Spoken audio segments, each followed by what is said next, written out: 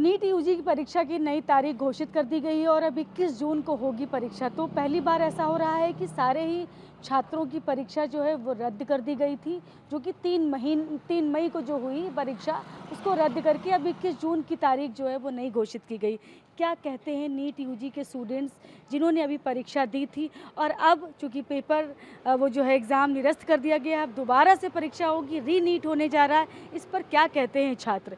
तो आपने इस बार परीक्षा दी थी? हाँ, बिल्कुल दी थी, मैंने परीक्षा दी थी और मेरा अच्छा एग्ज़ाम गया था, अच्छे मार्क्स बन रहे थे लेकिन फिर नाम पता बताइएगा? हर्ष दुबे अच्छा। मेरे 650 मार्क्स बन रहे थे तो मतलब वो 1-2 बोनस हो जाते क्वेश्चन तो उसमें भी मेरा मतलब और बढ़ जाते लेकिन हर बार इनको क्वेश्चन बोनस करना पड़ता है कि मतलब ये लोग 180 क्वेश्चन भी सही से सेट नहीं कर पाते, बाद में कहते हैं वो ऑप्शन मिसमैच हो गया था या कुछ प्रॉब्लम हो गई थी, सही क्वेश्चन नहीं डिज़ाइन हो पाया। तो 180 क्वेश्चन तो आप सही से सेट करके उसको बार-बार रीचेक करके भेजिए बच्चों को, क्योंकि जब बोनस क्वेश्चन होता है तो उसमें क्या प्रॉब्लम होती है, क्योंकि हम सॉल्व करते हैं तो हमें लगता है क्वेश्चन तो सही होगा, शायद मुझे कोई कॉन्सेप्ट नहीं आ रहा है, इस चक्कर में हम उस क्वेश्चन में 2-3 क्वेश्चन का टाइम खपा बैठते हैं कि भाई ये क्वेश्चन शायद गलत नहीं है और बाद में वो क्वेश्चन बोनस आता है और सबको उसका मार्क्स मिल जाता है, तो उस मार्क्स का कोई मतलब नहीं रहता है, हमारे लिए फ़ायदा नहीं होता है कोई।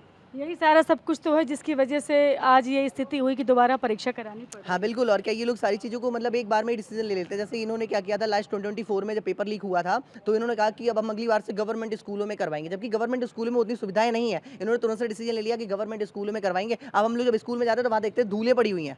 सब लोग देखते हैं ये लोग कि धूलें पड़ी हुई हैं, वॉशरूम की अच्छी व्यवस्था नहीं है। तो कायदे में हर डिसीज़न को बहुत जल्दी नहीं लेना चाहिए। इनको कायदे में प्राइवेट स्कूलों को रखना चाहिए लेकिन उनका चेकिंग करवानी चाहिए अच्छे से। लेकिन प्राइवेट के साथ बस समस्या ये होती है ना कि वहाँ से पेपर इतनी जो है ना भरोसा नहीं होता है लोगों का कि क्या व्यवस्थाएँ ठीक होंगी, पेपर वहाँ से कुछ गड़बड़ तो नहीं होगा जो तो वहाँ सिक्योरिटी टाइट करिए। आप जब वेस्ट बंगाल में चुनाव करवा सकते हैं पूरी सिक्योरिटी के साथ तो पेपर नहीं करवा पा रहे क्योंकि आपको करवाना ही नहीं है। शुभेंदु अधिकारी के पीए को जिसने गोली मारी इन लोगों ने 24 घंटे के अंदर उसको पकड़ लिया, लेकिन जो पेपर लीक करवाने वाले माफिया हैं उनको 2 साल में नहीं पकड़ पाए क्योंकि उनको उन्हें पकड़ना ही नहीं है। जब स्टेट गवर्नमेंट 24 घंटे के अंदर पकड़ सकती है तो सेंट्रल गवर्नमेंट उनको नहीं पकड़ पा रही है क्या?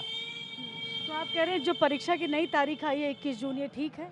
हाँ, तारीख तो ठीक ही है लेकिन थोड़ा-सा टाइम और देना चाहिए था क्योंकि अब रिकैप करने में थोड़ा ज़्यादा टाइम लग रहा है, रिवीज़न वगैरह करने में थोड़ा ज़्यादा टाइम लग रहा है। जो चैप्टर हम 10 दिन पहले 20-25 मिनट में रिवाइज़ कर पा रहे थे, अब उनको हमें रिवाइज़ करने में लगभग 2-2 घंटे लग जा रहे हैं। थोड़ा-सा टाइम शायद और मिलना चाहिए था, लेकिन चलो ठीक है, वैसे हो जाएगा। लेकिन बस सिक्योरिटी टाइट रखें, हम इस बार कर जाएँगे, अच्छा कर जाएँगे, लेकिन बस वहाँ पेपर लीक ना हो। मेरी सीट हम लास्ट ईयर भी मैंने पेपर दिया था, मैं ज़रा से मार्क्स से रह गया।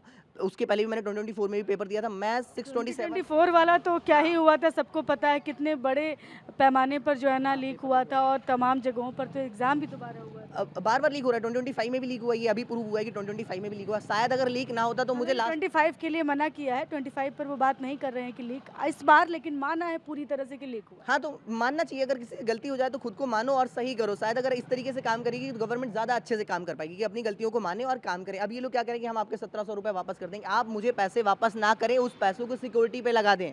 क्योंकि आप अपनी पॉकेट से प पैसे वापस नहीं कर रहे, आप अपनी सैलरी से धर्मेंद्र प्रधान सर वापस मुझे नहीं कर रहे हैं। मेरा ही पैसा है, टैक्स का ही पैसा है जनता का, तो देश बर्बाद ना करें प्लीज़। वो पैसा अपने पास रखें क्योंकि 1700 रुपए में कोई हम अमीर नहीं हो जाने वाले। वो पैसा अपने पास रखें लेकिन उसको सिक्योरिटी पे लगा दें। लेकिन इस बार व्यवस्थाएँ ठीक होनी चाहिए, ये जो स्थिति हो रही है ये नहीं होनी चाहिए, लीक जो रोज़-रोज़ हो रहा है वो नहीं होना हाँ, चाहिए। बिल्कुल लीक नहीं होना चाहिए, सिक्योरिटी टाइट होनी चाहिए। जैसा आप जब चुनाव में करवा रहे हैं, इलेक्शन में सिक्योरिटी जितनी लगा रहे हैं, वो सिक्योरिटी पेपर में दीजिए क्योंकि इस बार तो ऑफलाइन ही पेपर हो रहा है, ऑनलाइन पेपर नहीं हो रहा है। आप चुनाव में तो पूरी सिक्योरिटी टाइट करवा पा रहे हो, चुनाव के चक्कर में आप हमको 1700 रुपए भी वापस कर रहे हो ताकि आपका वोट बैंक बना रहे। हम वोट देते हैं सबको जिसका देना उसको देंगे, लेकिन आप ये चुनाव के चक्कर में अपने वोट बैंक बचाने के चक्कर में हर जगह पर राजनीति नहीं खेलनी चाहिए।